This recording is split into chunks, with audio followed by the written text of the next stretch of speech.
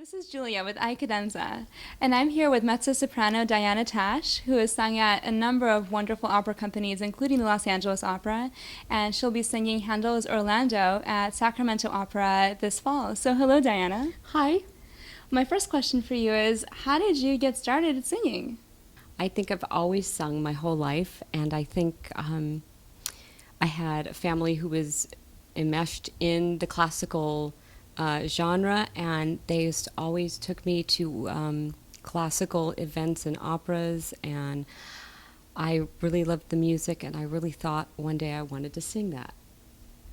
So it was a really natural progression. You were exposed to the music, and then you wanted to follow it? Yeah. When I was, a baby, was sitting around while all my relatives were playing chamber music, and it was a natural flow. I liked to sing when I was really little, and was always in choruses and in plays and musical events at school. And just one day I just said, I really, really want to do this. And like at 15, started dabbling in the classical operatic genre and was hooked, and decided to try and get into a school of music, and I ended up going to USC, and um, it was just always something that felt very natural. That I just really didn't want to do anything else. And you have been doing this for a number of years. What has kept you so passionate about it, going through this career?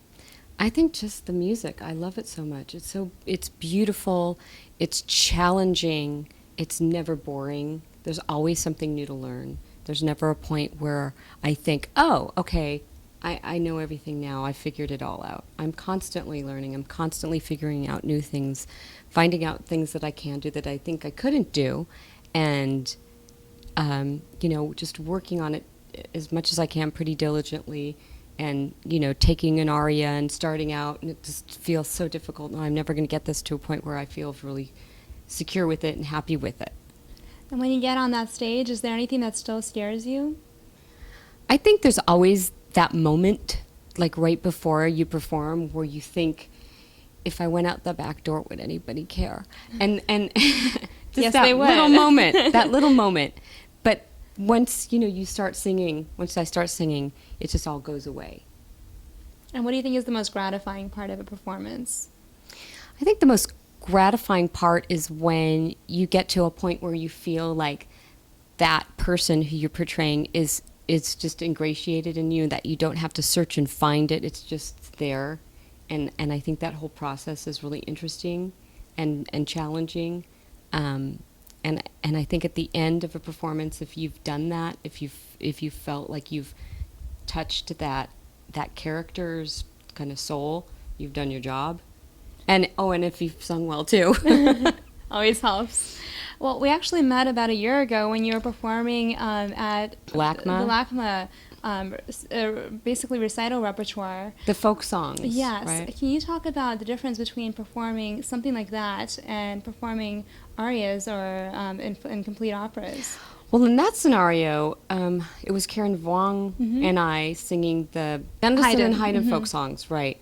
And those are just, tunes that are, folk tunes that probably people, whistle on the way during their work, and pretty simple tunes, nothing that was technically super difficult.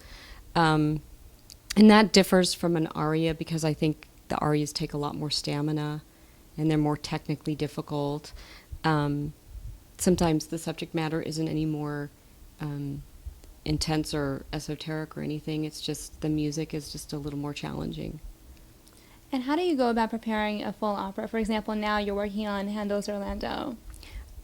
I go to Armin's house every Friday and and go through everything with him, and just kind of learn the role slowly and get to know the character. And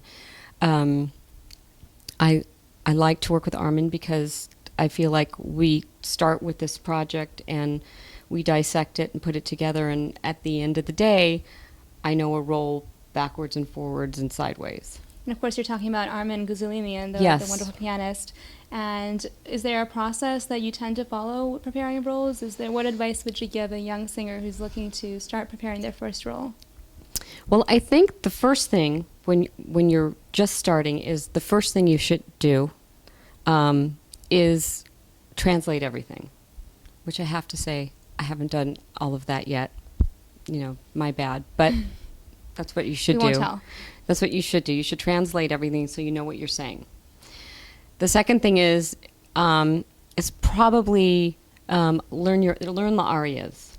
Just learn the arias and get to know them pretty well, and then spend a good chunk of your time, if you have recitative in the opera, to really spend a lot of time on that, because that probably in some ways is more difficult than actually singing arias, because it's like talking and you want it to be very natural and you don't want it to be uncomfortable and stagnated. So that takes a while to kind of just get in your bones, and so I would say take a long time on that part. And let's talk about the recording process. You released a CD a year ago that was a recording of a live performance, I believe. Right. But I'm sure you've done recordings in the recording studio as well.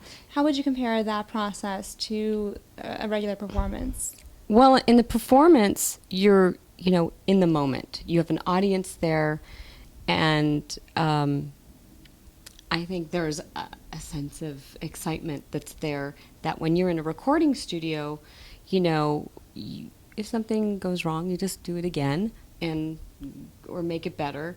And I think that's a huge distinct difference. And I hope that when, you're in front of a live audience and you're recording, some of that communicative stuff you do to entertain the audience comes through, the speakers and goes into the recording, and so you can kind of hear it when you play it back. And you have an exciting concert that you're also planning after your performance in Orlando. Can you talk about that? Actually, that's before. Oh, I'm sorry. October 17th is a concert that Brian Asawa and I are doing together at a church, and we haven't planned the whole thing yet, but it's going to be a combination of art song and aria and some duets from operas, probably Handel, and I don't know. We're still kind of putting it together. I wanted to ask for some more advice from you for our young artists that are aspiring to careers. You've established yourself as such a wonderful artist, and you're doing really well with your career. What do you think are some of the best things that you did to get yourself to where you are today? Well, if I had to do it all again, I think I would have done a few things differently. It would have been nice to have started as a mezzo-soprano and not have had to switch in the middle of everything, but that's the way it was. But I think the best thing to do is really study as long as you can. If you're young, if you're in your 20s, you don't need to be in a race to land yourself a gig at the Met. I think it's really important to get really good training. Stay in school as long as you can. Go through, get a doctorate. You have so much time, don't feel like you have to rush through, and to really take time to get to know what Fach you actually are, and not sing too much too soon. Mm-hmm. I think a lot of kids are singing stuff that they just shouldn't sing, and they really blow their voices out too soon. And I think you see that happening more and more. And you see stuff on YouTube, and you see 10-year-olds singing, major arias, and I just think it's kind of dangerous. And I think it's really important to really get to know your voice and know how it really functions and works, and what arias are really healthy for you to be singing at the young age that you are. Mm-hmm. That's wonderful advice.